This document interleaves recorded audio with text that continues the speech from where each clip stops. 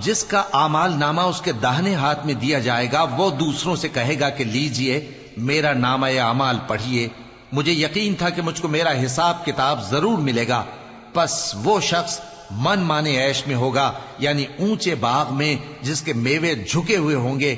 ان سے کہا جائے گا کہ جو اعمال تم ایام گزشتہ میں آگے بھیج چکے ہو ان کے عوض مزے سے کھاؤ اور پیو۔ اور جس کا نامہ اعمال اس کے بائیں ہاتھ میں دیا جائے گا تو وہ کہے گا اے کاش مجھ کو میرا اعمال نامہ نہ دیا جاتا اور مجھے معلوم نہ ہوتا کہ میرا حساب کیا ہے۔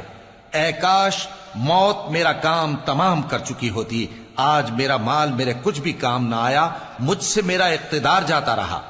حکم ہوگا کہ اسے پکڑ لو، اب اسے طوق پہنا دو، پھر دوزخ کی آگ میں اسے جھونک دو، پھر زنجیر سے جس کی لمبائی 70 گز ہے جکڑ دو۔ یہ نہ تو اللہ عظمت